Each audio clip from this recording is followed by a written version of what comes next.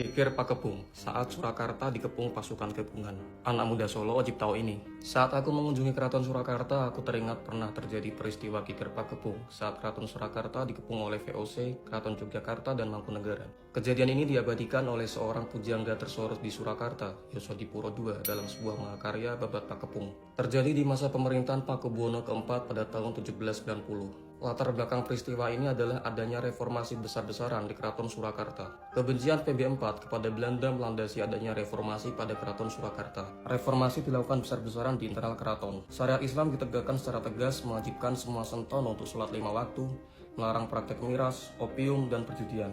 Dan hukum kisos ditegakkan secara ketat. Bahkan sang raja seringkali bertindak sebagai khatib dalam mimbar sholat Jumat. Di balik reformasi ini, sang raja mengangkat abdi dalam Kinasih yang menjadi penasihatnya yang terdiri dari ulama.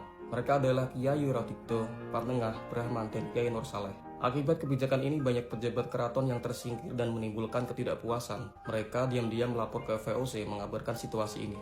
VOC yang merasa terancam dengan kebijakan syariat Islam mulai menggalang kekuatan untuk menggempur Surakarta. VOC membentuk aliansi dengan HB1 dan Mangkunegara I. Desas-desus yang terjadi, PB4 mengkonsolidasi kekuatan besar untuk menyatukan Mataram. Inilah yang dimanfaatkan VOC untuk mengkompori HB1 dan Mangkunegara I. November 1790, Surakarta dikepung oleh ribuan pasukan aliansi. VOC melalui Gubernur Pesisir Utara, Jan Griff, menawarkan opsi agar PB4 menyerahkan 4 abdi dalam Kinasih. Namun sang raja menolak dan memaksa untuk melawan. Melihat keadaan Surakarta kalah pasukan dan atas nasihat Yosodipuro, sang raja menerima tuntutan VOC. 4 abdi dalam Kinasih diserahkan ke VOC. Raja juga memohon agar mereka tidak dieksekusi mati. Akhirnya keempat ulama itu diasingkan. Perjuangan PB4 tidak berhenti sampai sini. Setelahnya masih ada aksi-aksi PB4 melawan penjajahan. Kalau kalian tertarik, kita akan bahas.